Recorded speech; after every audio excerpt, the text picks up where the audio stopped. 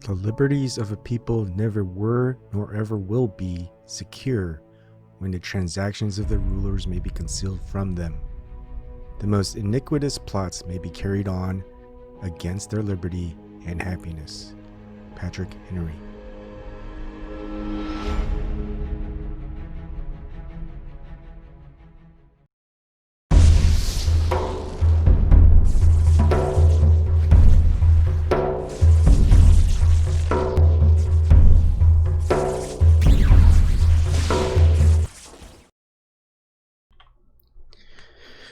Good morning. It's almost noon. So this is a simple one because it's really not needed for those who already looked at everything as far as the globe earth model. But what if you're still there where you're trusting government, where you're trusting corporate mainstream media, etc.? Now, here's the question. If the government right now told you, especially NASA, straight up that the earth was flat, what would you do? Would you believe them that the earth was flat? Or would you remain skeptical and saying, well, now they must be lying. The earth is definitely a globe. I mean, they pushed globe earth for such a long time with NASA. Why would they lie about it and say that the earth was flat right now? So I'd like to pose that question to you because it'll be interesting to see what you think, what your thoughts would be if they told you, because I'm pretty sure there are plenty of people that I know of that probably don't agree with me that the globe earth model is solid. People think that, hey, it's a globe. Look, brightest scientists, science, theoretical physicists, rocket scientists, government, NASA, all that. It's true. It's real to think that they're lying to you. Come on, Abon. And then they tell you, oh, by the way, Earth is flat. Well, what do you do then? Are you going to stick by what was or stick to what they're saying now? Now, I'd like to pose another question. Is suppose that there were classified government documents. And these classified government documents, and not just the military, not just NASA, pretty much a lot of different documents over the agencies of government, U.S. government, Russian government, etc., what the CIA gathered from Russia, etc., and these rocket scientists, in classified documentation admitting a flat Earth, that they focus on the calculations of a flat Earth model. Are you going to say these documents are fake, even though we're going to see that they come directly from .gov sites? This is why I love just breaking down the official narrative, because that is something that you're going to have to contend with, whether it's fake, they're lies, or it's the truth. But you're going to have to, you can't attack me for it. I'm just presenting you the evidence and how to get there. You're going to have to look at it for yourself and determine whether it's true, whether they did it for some alternative reason. Whatever it is, it's going to be up to you. All right, let's get to it. A great video. If you see in my description box, there's going to be a link, and it's going to be to Dean Odle. He's a minister of Fire and Grace Church in Opelika, Alabama. You may not like it if you're not religious, but it is still a very good focus on government documents that admits to flat Earth. You will like it because it comes straight from the horse's mouth. It's 2 hours and 6 minutes and 53 seconds long. I'm not going to play it back. I want you to go and watch it on your own time. I'm just going to show you, and this is great. I love it when researchers pin or leave links where you can actually go verify yourself. Okay. Now, in his pin by Dean Odle himself, There's a CIA document, CIA.gov link. We're going to go there. Russia, 1948, shape of the Earth unknown. All right, so this is CIA.gov, library reading room. All the links are there, and we'll go ahead and zoom it up. And it's going to be hard to find something in here. Yeah, it is. Let's see. So, where is it? Shape of listings. Geoid is generally not determinable. And I may have to refer to Dean Odle and the timing of it. Let's see. So I don't want you to miss out on the way he presents things. It's pretty well done. But I do want to just focus on the government documentations from the horse's mouth itself. But one of the good things is he already has it within the documentation. And let's see. You know, this might be a little bit hard to do. Look, maybe we will just focus on. The thing is, it doesn't go on the pages. There are pages here that he normally refers to, so this could be tough. Let me just read real quick, okay? Sorry. Oh, okay, here it is. So it starts off, a study is made of the conditions necessary for the solvability and uniqueness of solution of an integral equation by the aid of which the outer gravitational field and the shape of the physical Earth of the physical surface of the Earth may be determined.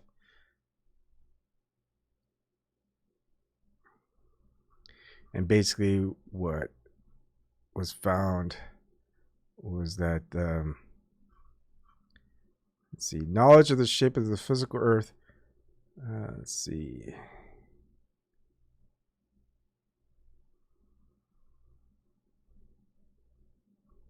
Tough one. Okay.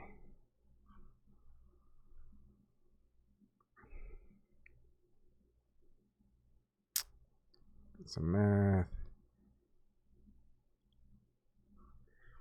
Okay, more math. Formulas. Right. Sorry. Trying to read as fast as I can. It's hard when you have to do it and not be able to search. Could be at the end.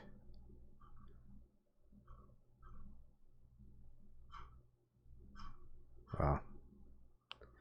Let's see. Let's move to the end. What their conclusions might be.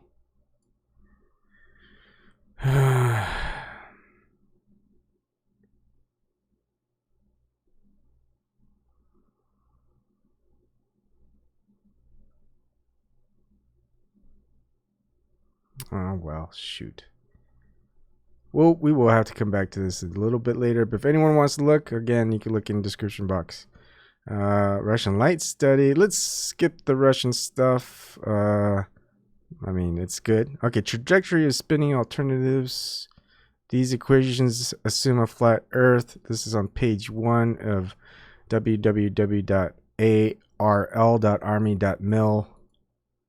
And you can see that Army Research Laboratory is what ARL is. This is for the Army, and it's supposedly page 1. Where is page 1?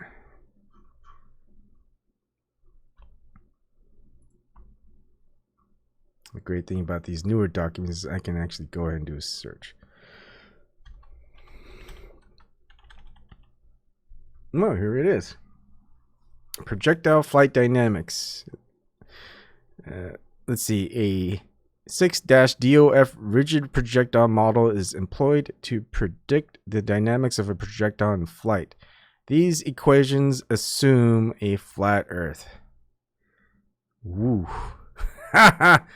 What?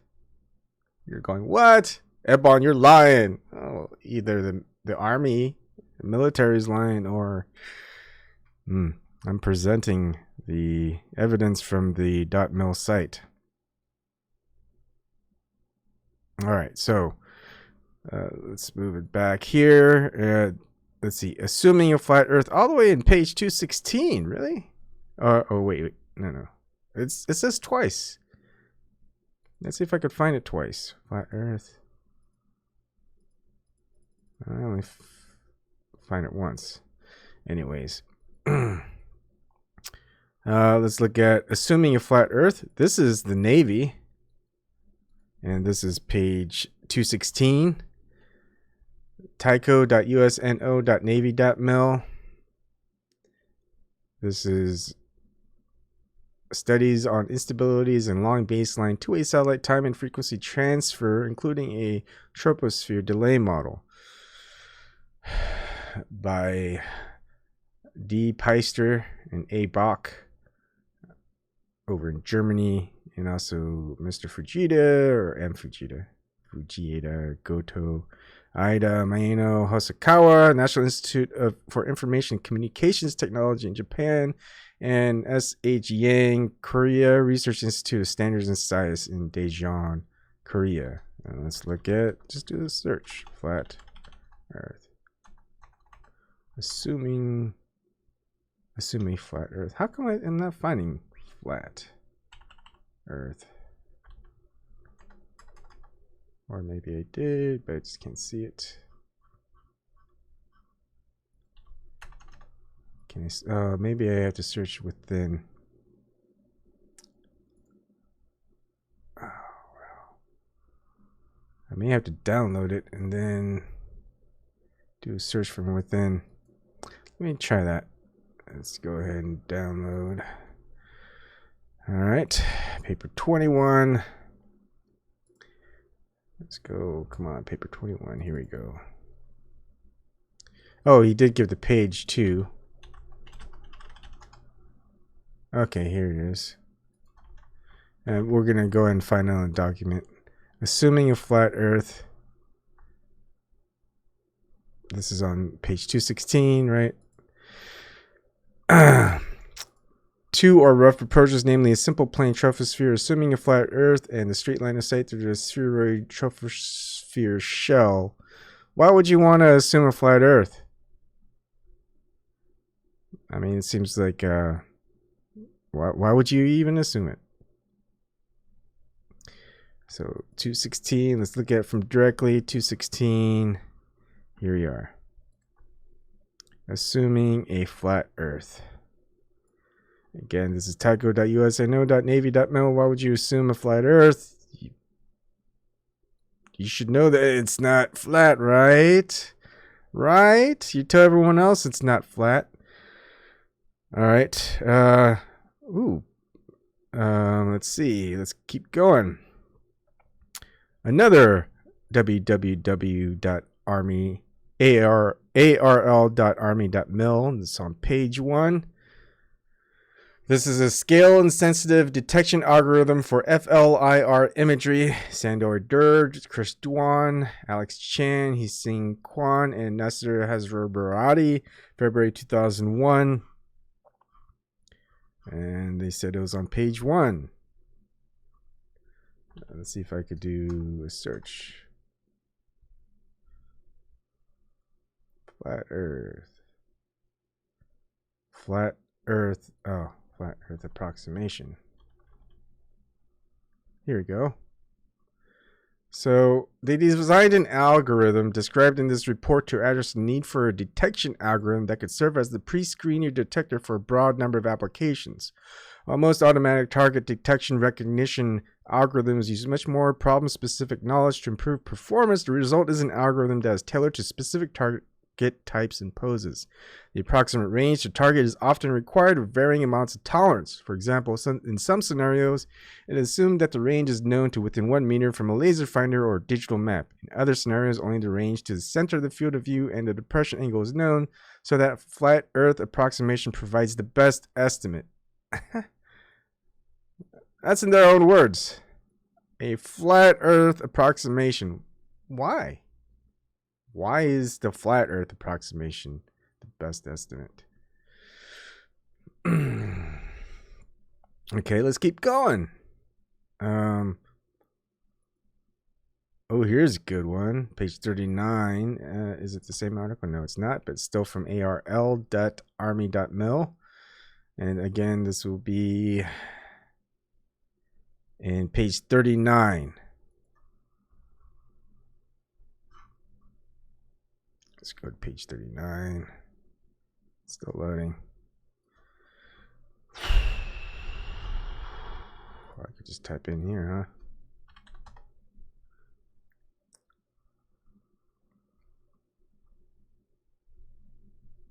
huh? And what does it say? It says model works over a flat Earth.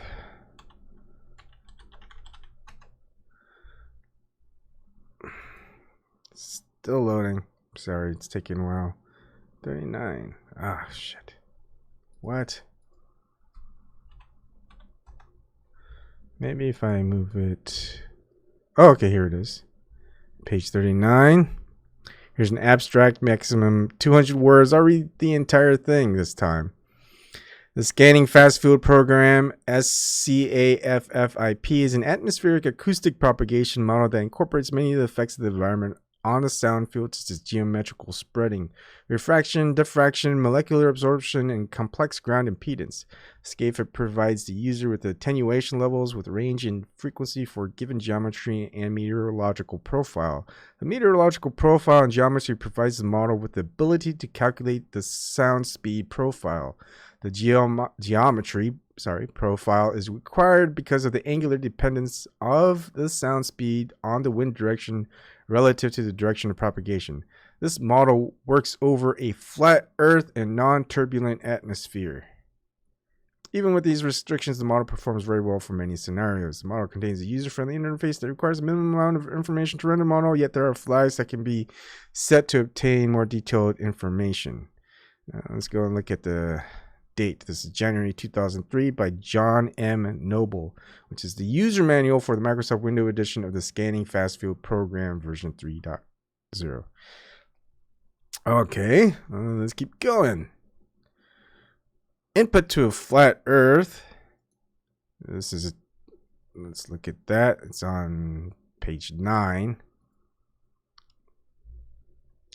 And this article is, again, Army Research Laboratory, an energy budget model to calculate the low atmosphere profiles of effective sound speed at night by Arnold Tunick in May 2003.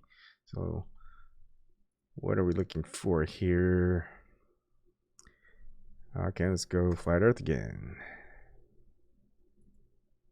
All right. So 3.2, approximation of short-range acoustic attenuation. To briefly examine the short-range acoustic attenuation at night, we use low atmosphere profiles of wind, speed, temperature, and relative humidity, shown before, as input to a flat Earth, non-turbulent acoustic propagation model called the Windows version Scanning Fast Field Program. They do seem to have a lot of stuff about flat Earth in their government documents. Why are they assuming that the Earth is flat? They obviously know it's not. Right? Page 3. Again. Army Research Laboratory. Beacon position and attitude navigation aided by a magnetometer by Zuma and Gonzalo Arce. June 2010. Prepared by the University of Delaware Department of Electrical and Computer Engineering. Under contract. Oh, come on. No, I don't want to find computers.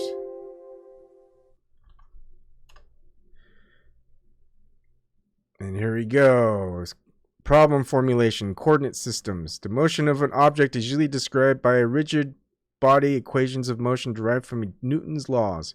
This section summarizes and notates 3 kinds of coordinate systems. The first of the Earth fixed coordinate system was fixed to the Earth with a flat Earth assumption. Why? Why would you assume a flat Earth? Again.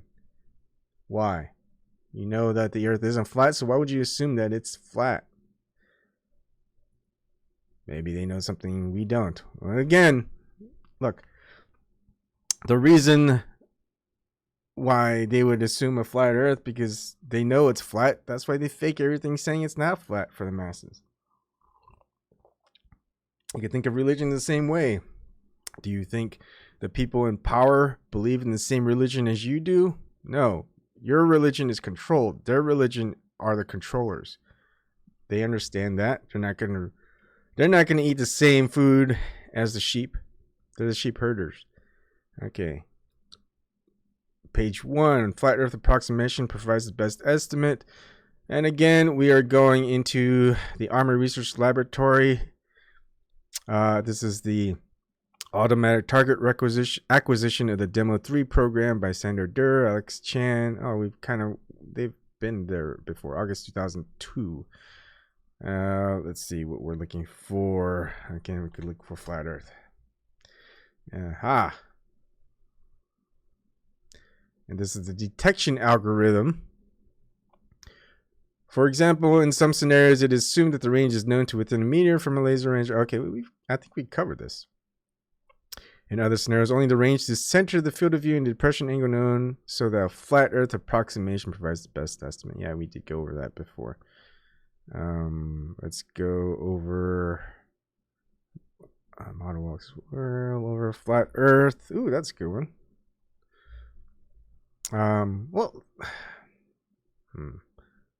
Let's see. All right, page 32 of this one.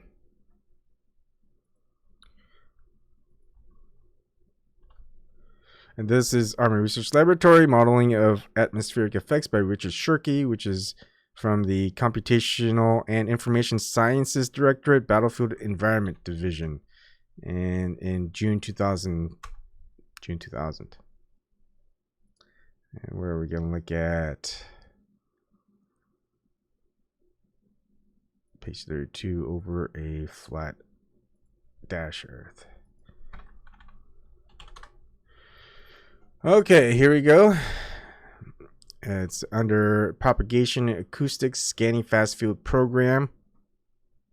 The geometry profile is required because of the angular dependence of the sound speed. That is, the wind direction is related to the direction of propagation. This model works well over flat Earth and a non-turbulent atmosphere.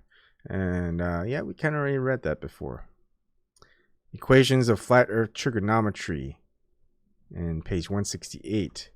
Now this is slightly different. This is www.irig106.org. Which is the Range Commanders Council. We're going to skip. Well, let's go ahead and just.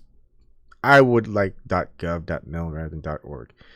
But we'll just go ahead and add this one. Using a flat Earth approximation, the angle would be computed to be approximately 4 degrees, thus suggesting incorrectly that interference from terrestrial sources would not be received in the main beam of the AMT ground station. Okay. Look. www.navera.navy. Oh, please don't be a 404.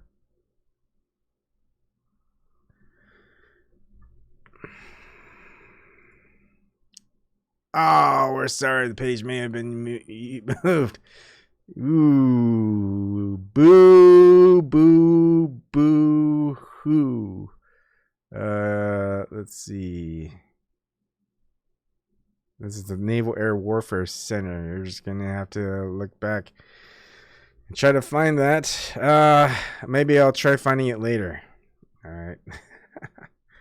Okay, so page 2. This is from ntrs.nasa.gov. General equations of motion for a damaged asymmetric aircraft. Barton J. Bacon and Irene M. Gregory, NASA Langley Research Center, Hampton, Virginia. And what are we looking for here? Over flat, non. Okay, here we go. This number 2, rigid body equations of motion reference to an arbitrary fixed point on the body. There are several approaches that can be used to develop the general equations of motion. One selected here Starts with Newton's laws applied to a collection of particles defining the rigid body. Any number of dynamics or physical books can serve as references. Example reference 2. In this paper, the rigid body equations of motion over a flat, non-rotating Earth are developed. Are not necessarily referenced to the body's center of mass. Why?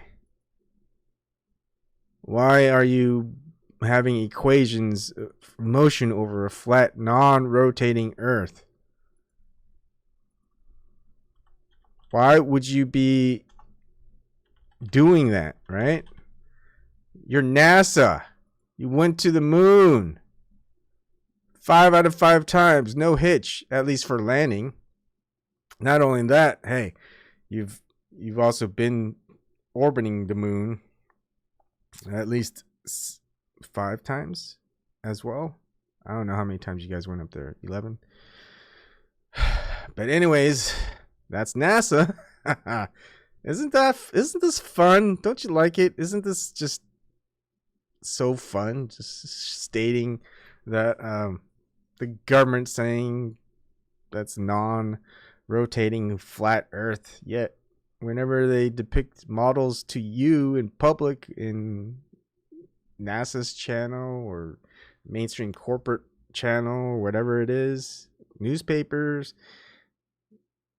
it seems very round and rotating, doesn't it? But they're saying here. All right, so it also goes on to say, lastly, the equations of motion for the 0th order problem of flight in a vacuum over a flat Earth are presented. Really? Page 39. Oh, maybe it's over here. It's a different PDF, it seems. This is the approximate. Okay, this is NASA.gov, NASA Contractor Report 4568, approximate optimal guidance for the Advanced Launch System by T.S. Freely and J.L. Spire, the University of California at Los Angeles. Prepared for the Langley Research Center under grant NAG 1-1090. Again, right on the NASA.gov site. Domain. All right, let's see. Page 32. I may not be able to search on this one, so I'm going to have to go. That's not 32. I mean, I appreciate all the research going into this so we can find this really quick. This is page 32. I don't get it. Oh, okay, here we go. Zeroth order 4.3. Zeroth dash order analytic solution in the Cartesian frame. In this section, an analytical solution will be derived for the zeroth order problem of maximum payload into orbit for flight in a vacuum over a flat Earth. Over a flat Earth. Why would they say that? Why would they say over a flat Earth? NASA, why would they say that? SR-71, again, NASA, non-rotating Earth? It's a tech manual. NASA technical, not manual, a memorandum. NASA technical memorandum 104330, predicted permanence of a thrust-enhanced SR-71 aircraft with an external payload by Timothy R. Connors, June 1997. And we are going to look at page 8. Non-rotating. Ah, here we go.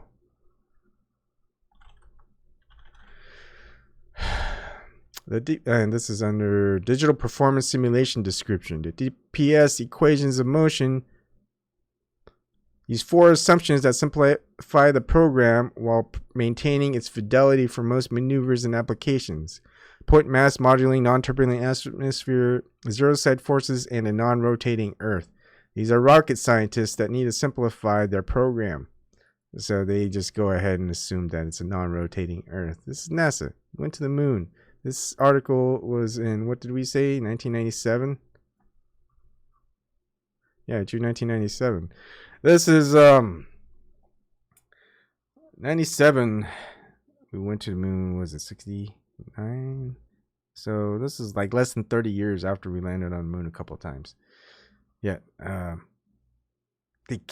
these rocket scientists can't seem to figure out how to make their programs better.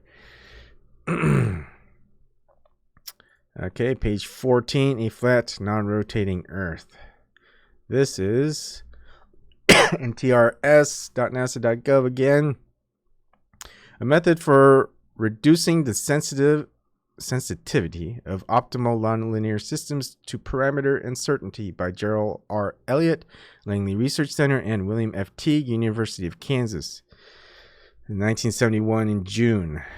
And I'm going to have to do a hard search on this one, which is page 14. Okay, now this is 1971. Still went to the moon before this. And, whoop.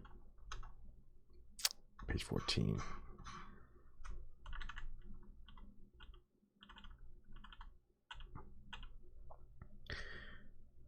Okay. Oh, that was page 14.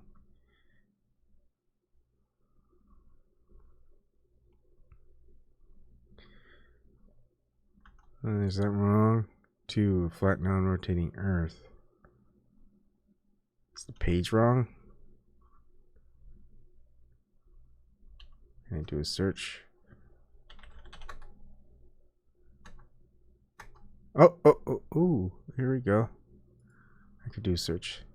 Numerical example problem statement. The example problem is a fixed time problem in which it is required to determine the thrust attitude program of a single stage rocket vehicle starting from rest and going to specify terminal conditions of altitude and vertical velocity, which will maximize the final horizontal velocity. The idealizing assumptions made are the following: a point mass vehicle, 2, a flat non-rotating Earth, 3, a constant gravity field. They have to assume. Anyways, I just think that's funny that they have to assume a flat non-rotating Earth. Well, you guys were... Why do you have to keep assuming a flat non-rotating Earth? Page 8 again. On a different article. This is, again, ntrs.nasa.gov. Calculation of wind compensation for launching of unguided rockets by Robert L. James Jr. and Ronald J. Harris. Langley Research Center, April 1961. And we're looking for, okay, flat, non-rotating. Here we go. This is under trajectory simulation. A trajectory simulation incorporating the above requirements is presented in reference 8. In addition to the above requirements, this simulation assumes a vehicle with 6 degrees of freedom and aerodynamic symmetry in a roll, and the missile's position in space is computed relative to a flat, non-rotating Earth. This trajectory simulation was programmed on the IBM 704 electronic data processing machine and is the basis for all trajectory computations made in this paper. Everything is based off a flat, non-rotating Earth.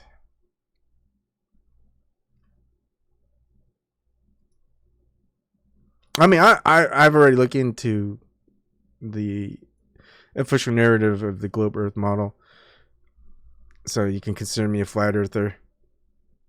And I do say I'm a flat earther. I still don't know if it is indeed 100% flat, but I assume it is.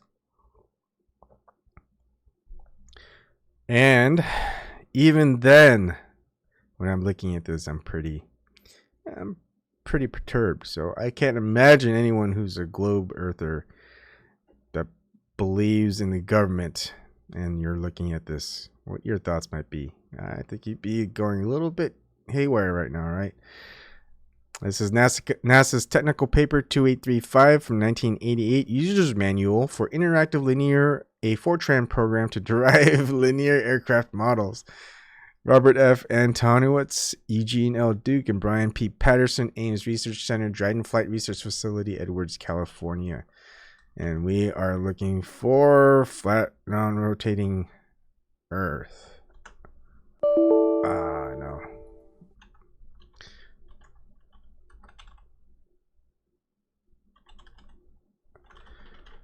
Okay. This is the equations of motion. The nonlinear equations of motion used in the linearization program are general 6 degree of freedom equations representing the flight dynamics of a rigid aircraft flying in a stationary atmosphere over a flat, non-rotating Earth.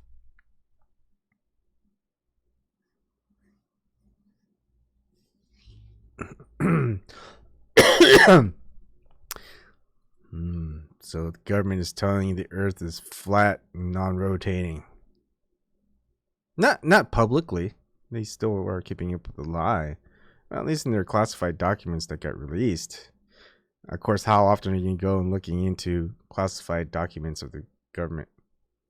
Probably not. But now that we're revealing to you this, what are your thoughts now? Are you still questioning whether the Earth is a globe or if it's a flat, non-rotating Earth, just as described by NASA, by the Army, by the Navy, by the CIA, by the government, essentially? All right, this one is going to be another flat, non-rotating Earth. And determination of angles of attack and side slip from radar data and a roll stabilized platform by John S. Pressier, Langley Research Center in March 1972. And a flat, non-rotating Earth. Did I see it? I see. I just want it so people can see it. Okay, I see. Anyways, here it is. Summary. Equations for angles of attack and side slip relative to both a rolling and non-rolling body axis system are derived for a flight vehicle for which radar and gyroscopic attitude data are available. Oh, we kind of read over this before. The method is limited, however, to application where a non-flat rotating Earth may be assumed. Why do they keep assuming a non-flat rotating Earth? Here we go. Another one by nasa.gov directly. It's not a subdomain, it's just the main domain. And I think we've read this before.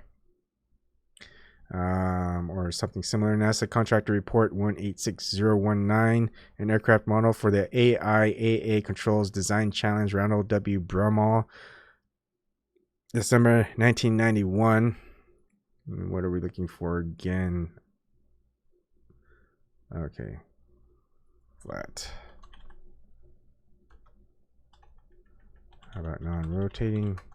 Okay, they don't like to search here, so they're going to have to go by the page number, which is 11, nonlinear. Okay.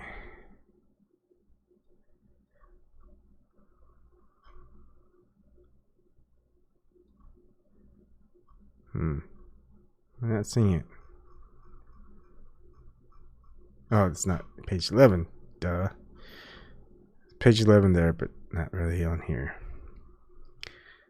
Okay. Here we go. Equations of motion atmospheric model. We've already read this before in another document. The nonlinear equations of motion used in this model are general 6 degree of freedom equations representing the flight dynamics of a rigid aircraft flying in a stationary atmosphere over a flat, non-rotating Earth. Another ntrs.nasa.gov, page 6 on actual report. Earth is flat. Okay, before we get... Ooh, that's interesting. All right, before we get into more of this, let me read the title. This is NASA Contractor Report 3073, Investigation of Aircraft Landing in Variable Wind Fields, Walter Frost and Kapuluru Ravikumar Reddy. Contract NAS 8-29584, December 1978. And we'll look into flat.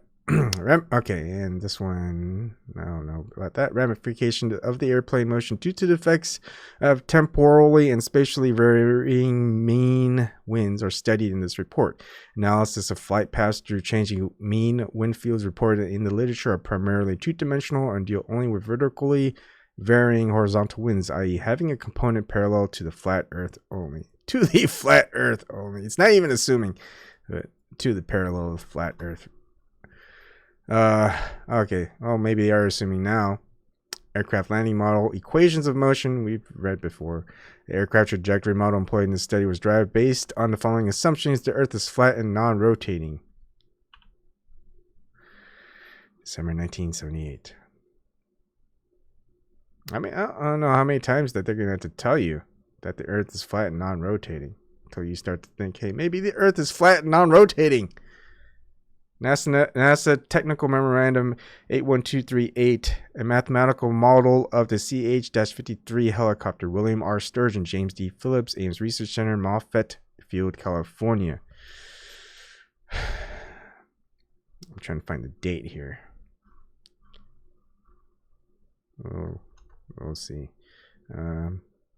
Flat. Okay. Equations of motion. The helicopter equations of motion are given in body axis with respect to a flat, non-rotating Earth. They didn't even say assuming. This is with respect to a flat, non-rotating Earth. That's just funny. Okay. It seems that was from 1965. But prepare for NASA. Okay. Page 13. Another NASA.gov document. You may have seen this before. Atmospheric oscillations. Yeah, it seems like it is flat. A model frequently used is that of flat, non-rotating Earth. A model that is frequently used. Goodness. Okay, another page 19. Stability and control estimation. Flight test results from the SR-71 aircraft with the externally mounted experiments. We already read something similar to this. Timothy R. Mose and Kenneth Iliff. NASA Dryden Flight Research Center, June 2002. And what is it? Oh, let's go flat. Again, equations of motion. These equations assume a rigid vehicle on a flat, non-rotating Earth. These guys must not be smart enough to calculate and have equations of a round spinning Earth, round rotating Earth, I'm sorry. Even though this is, what do we say, June 2002? This is over 30 years since we've landed on the moon. You've got people who've landed on the moon, had to get all those equations out there. They had to figure out, hey, we're going to land on a moving Earth that's round and rotating. How do we get back in? Because the angle of entry, remember the angle of entry going back into Earth's orbit? Well, that was important, right? Well, you're going to have to figure that out on a rotating Earth that's moving. That's round. I guess you lost that love and feeling. Okay, let's see. Let me just check, see if there's anything. Okay, nope. Let's keep going. This is, I think there's only two more. Page 4 to 5, flat. Okay, flight testing a V/STOL aircraft to identify a full envelope aerodynamic model by David McNally and Ralph E. Bach Jr., May 1988.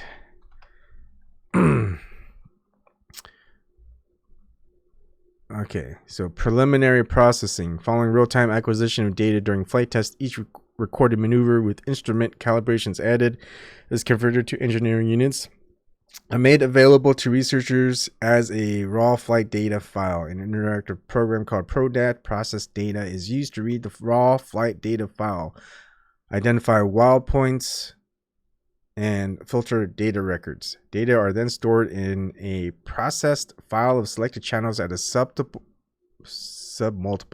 of the mainframe sample rate. ProDat runs on a VAX-8650 Processing begins by removing wall points from the record. Several methods are represented. No, so oh my goodness, I messed up. Okay, for aircraft problems, the state of measurement models together represent the kinematics of a rigid body for describing motion over a flat, non-rotating Earth. Why would they do that all the time? Why would they keep saying, you know, this is 1988. We've been to the moon and back a couple of times already by then. And in our minimum time to climb problem, okay, this is page 2. Again, this is singular arc time optimal climb trajectory of aircraft in a 2-dimensional wind field when at NASA Ames Research Center. Singular arc optimal control part 2. In our minimum time to climb problem, the aircraft model is modeled as a point mass, and the field trajectory is strictly confined in a vertical plane on a non-rotating flat Earth. Wow. I've been going over this for 48 minutes. You could pretty much seen all this if you just went ahead and watched the video by Dean Odle. Great thanks to Dean Odle for supplying all this information with the links to the source material. That's all we really need. So what are your thoughts? Go ahead and leave a comment. Let me know. If you believe in NASA, you believe in the government, you believe in the military, and the documentation always keeps assuming, or, you know, in respect to a flat, non-rotating Earth, what does that say to you? Is that, do you have an explanation for that? And I would love to hear the explanation for that. Okay, thank you. That's it.